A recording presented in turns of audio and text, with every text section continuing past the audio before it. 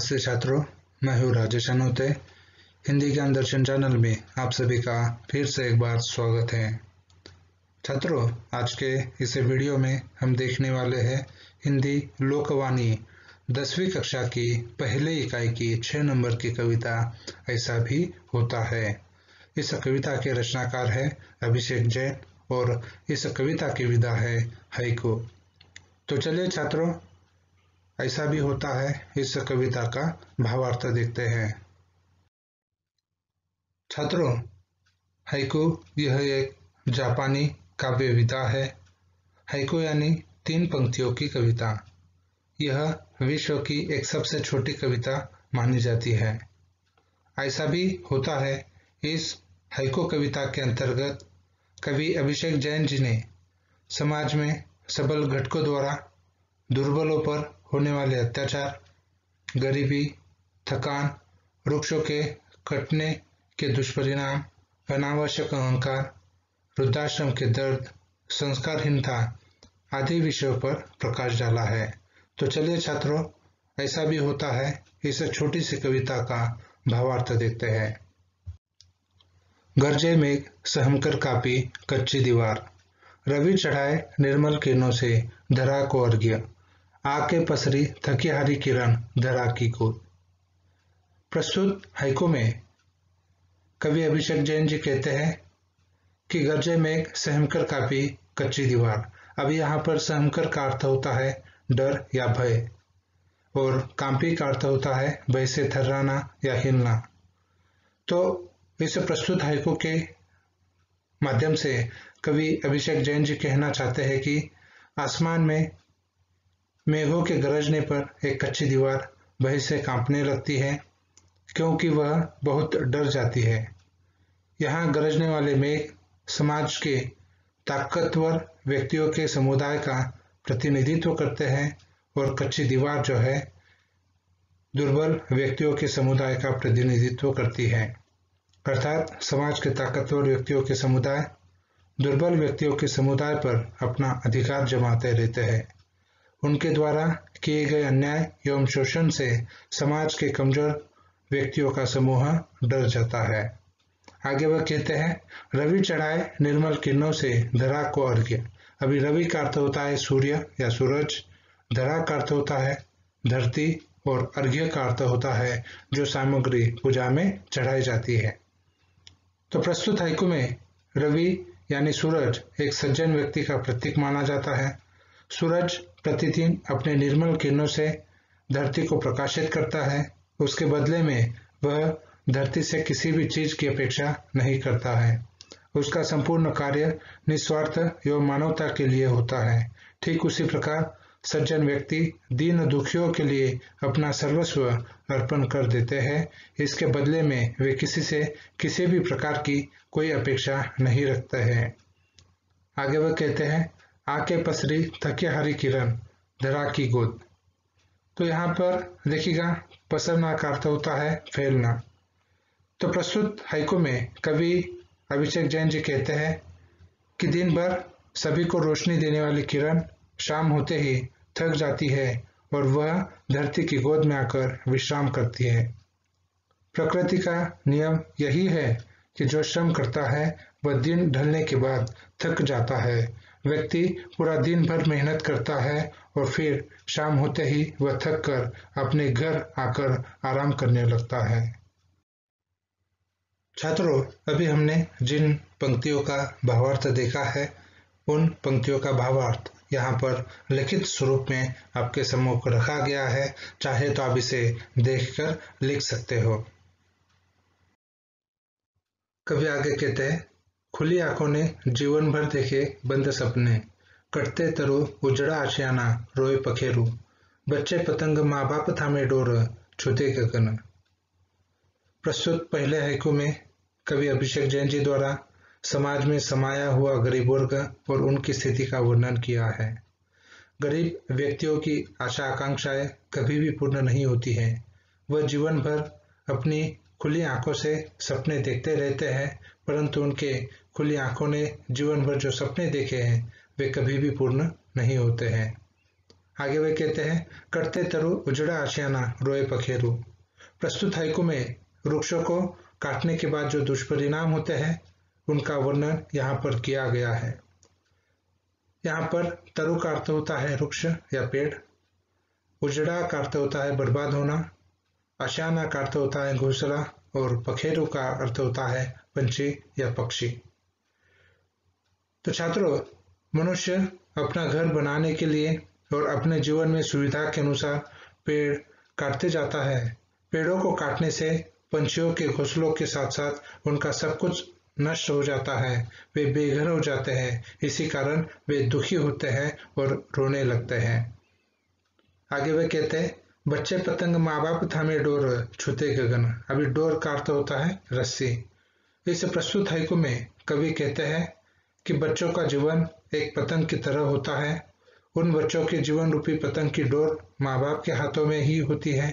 हर एक माँ बाप अपने बच्चों को अच्छे संस्कार देते हैं और उन्हें अच्छी शिक्षा दिलवाकर उनका जीवन संवारने के लिए बहुत कोशिश करते हैं।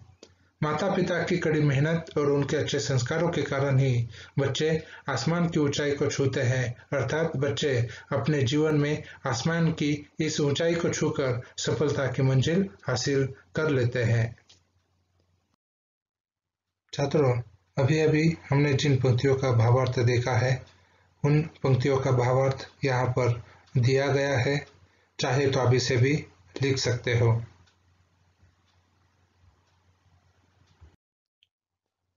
छात्रों, कवि आगे कहते हैं, तन माटी का फिर कैसा गुमान कद काठी का, उड़ा पखेरु देखता रह गया ठगा सा तरु, डाकिया चला बाटने सुख दुख भर के झोला।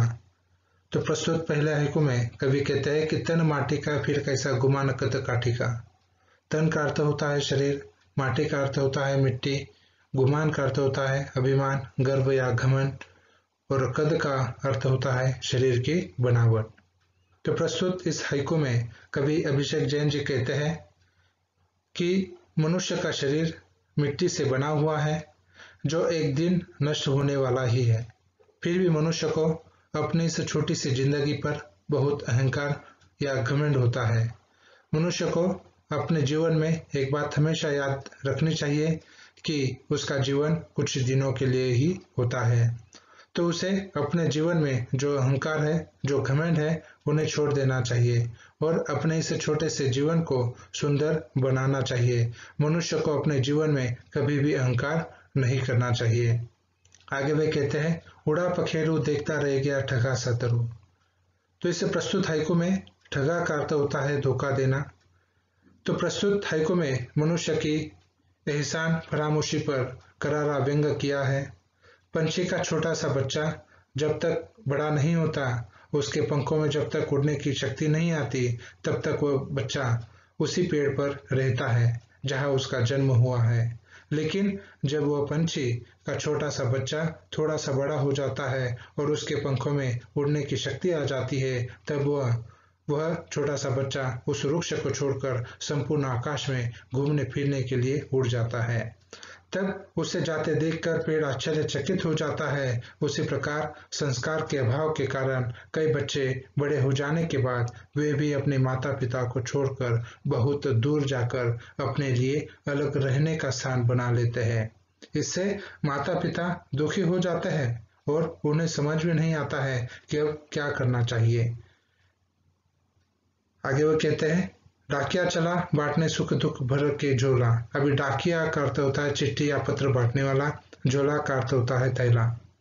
तो इस प्रस्तुत हाइकू में लोगों के आने वाले खत बांटने वाले डाकिया के बारे में है। कुछ पत्रों से खुशी झलकती है तो कुछ पत्र दुखद गहराई का एहसास दिलाते हैं। फिर भी किसी की भी भावना से संबंध न रखते हुए डाकिया अपनी झोली भरकर पत्र बांटने का काम करता रहता है। डाकिये की तरह हमें भी जीवन में आने वाले सुख दुख की भावनाओं से प्रभावित न होकर अपना कार्य करते रहना चाहिए। छात्रों, अभी हमने जिन पंक्तियों का भावार्थ देखा है उन पंक्तियों का भावार्थ यहाँ पर दिया गया है, चाहे तो आप इसे भी लिख सकते हो। कवि आगे कहते हैं, मैया की आई वृद्धाश्रम से चिट्ठी, कैसे हो बेटा, हो गई चोरी संस्कारों की तिजोरी, लूट गया मैं। प्रस्तुत पहले हाइकू में कवि कहते हैं कि मैया की आई वृद्धाश्रम से चिट्ठी, कैसे हो बेटा। अब यहाँ पर मैया का अर्थ है माता या माँ, चिट्ठी का अर्थ होता है खत या पत्र।